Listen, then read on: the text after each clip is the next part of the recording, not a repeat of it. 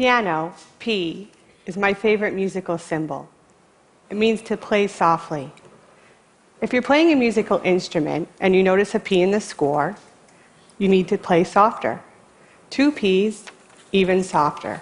4 Ps, extremely soft. This is my drawing of a pea tree, which demonstrates no matter how many thousands upon thousands of Ps there may be, you'll never reach complete silence. That's my current definition of silence, a very obscure sound. I'd like to share a little bit about the history of American Sign Language, ASL, plus a bit of my own background. French Sign Language was brought to America during the early 1800s, and as time went by, mixed with local signs, it evolved into the language we know today as ASL. So it has a history of about 200 years. I was born deaf, and I was taught to believe that sound wasn't a part of my life. And I believed it to be true. Yet, I realize now that that wasn't the case at all. Sound was very much a part of my life, really on my mind every day. As a deaf person living in a world of sound, it's as if I was living in a foreign country, blindly following its rules, customs, behaviors, and norms without ever questioning them.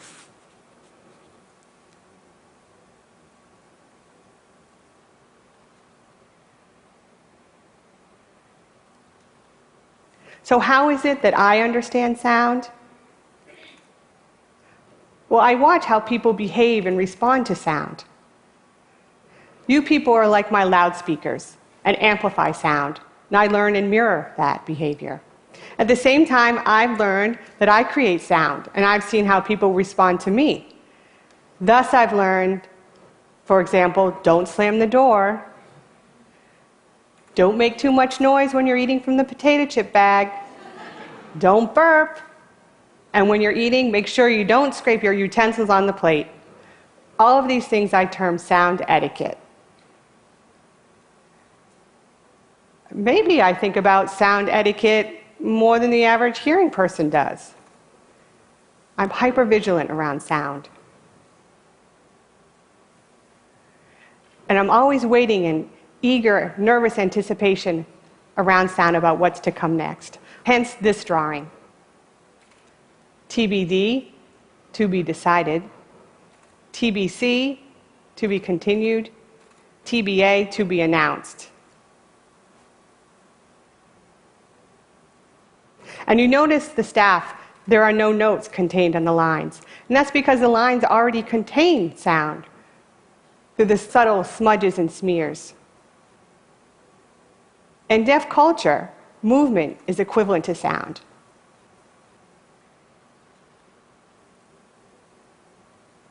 This is a sign for staff in ASL. The typical staff contains 5 lines. Yet for me, signing it with my thumb sticking up like that doesn't feel natural. That's why you'll notice in my drawings I stick to 4 lines on paper. In the year 2008, I had the opportunity to travel to Berlin, Germany for an artist residency there. Prior to this time, I had been working as a painter. During this summer, I visited different museums and gallery spaces, and as I went from one place to the next, I noticed there was no visual art there. At that time, sound was trending, and this struck me. There was no visual art. Everything was auditory. Now sound has come into my art territory. Is it going to further distance me from art? I realized that doesn't have to be the case at all. I actually know sound. I know it so well that it doesn't have to be something that's just experienced through the ears. It could be felt tactually, or experienced as a visual, or even as an idea.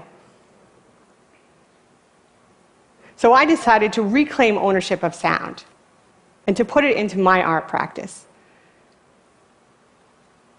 And everything that I had been taught regarding sound, I decided to do away with and unlearn. I started creating a new body of work. And when I presented this to the art community, I was blown away with the amount of support and attention I received. I realized sound is like money, power, control, social currency. In the back of my mind, I always felt that sound was your thing, a hearing person's thing. And sound is so powerful that it could either disempower me and my artwork, or it could empower me. I chose to be empowered. There's a massive culture around spoken language. And just because I don't use my literal voice to communicate, in society's eyes, it's as if I don't have a voice at all. So I need to work with individuals who can support me as an equal and become my voice. And that way, I'm able to maintain relevancy in society today. So at school, at works, and institutions, I work with many different ASL interpreters. And their voice becomes my voice and identity. They help me to be heard. And their voices hold value and currency.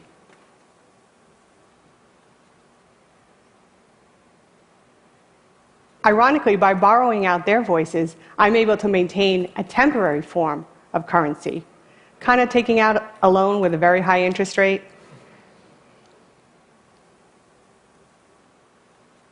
If I didn't continue this practice, I feel that I could just fade off into oblivion and not maintain any form of social currency.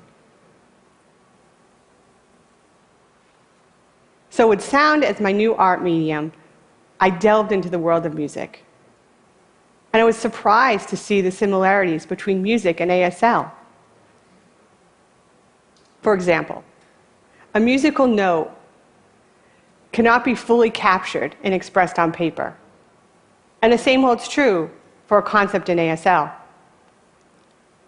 They're both highly spatial and highly inflected.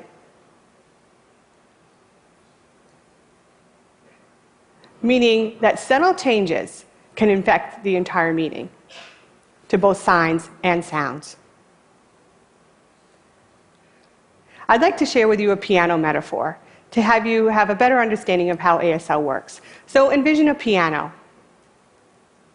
ASL is broken down to many different grammatical parameters. If you assign a different parameter to each finger as you play the piano, such as facial expression, body movement, speed, hand shape, and so on as you play the piano, English is a linear language, as if one key is being pressed at a time. However, ASL is more like a chord. All 10 fingers need to come down simultaneously to express a clear concept or idea in ASL. If just one of those keys were to change, the chord, it would create a completely different meaning. The same applies to music in regards to pitch, tone, and volume. In ASL, by playing around with these different grammatical parameters, you can express different ideas. For example, take the sign to look at. This is the sign to look at. I'm looking at you, staring at you. Mm-hmm. Oof, busted. Uh-oh. What are you looking at? Aw, stop. I then started thinking, what if I was to look at ASL through a musical lens? If I was to create a sign and repeat it over and over, it could become like a piece of visual music.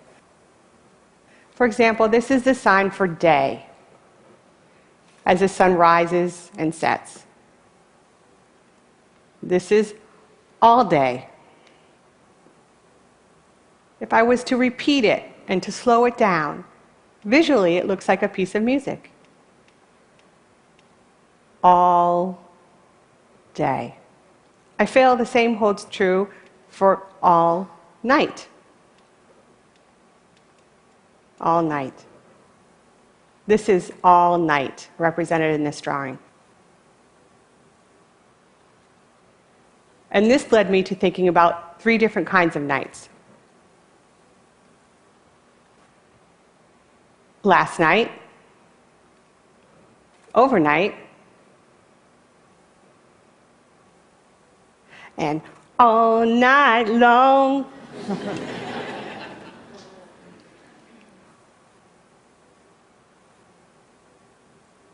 I feel like the third one has a lot more musicality than the other 2.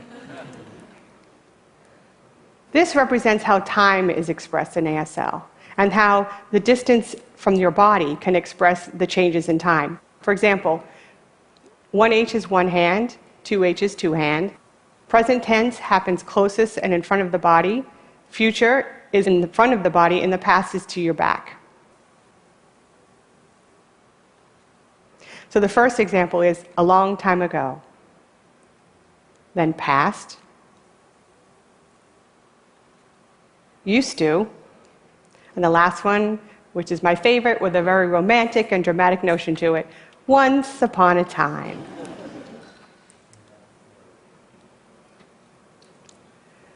Common time is a musical term with a specific time signature of 4 beats per measure. Yet when I see the word common time, what automatically comes to mind for me is at the same time. So notice RH, right hand, LH, left hand. We have the staff across the head and the chest.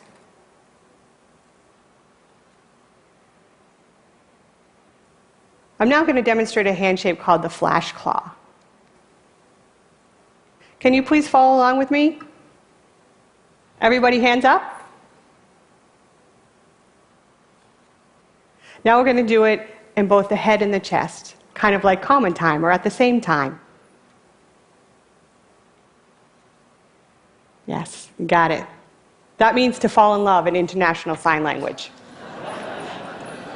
International Sign Language, as a note, is a visual tool to help communicate across cultures and sign languages around the world. The second one I'd like to demonstrate is this. Please follow along with me again.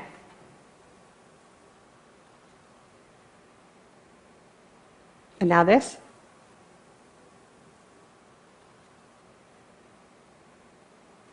This is colonization and ASL.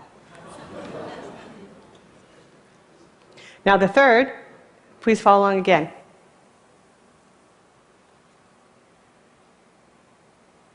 And again.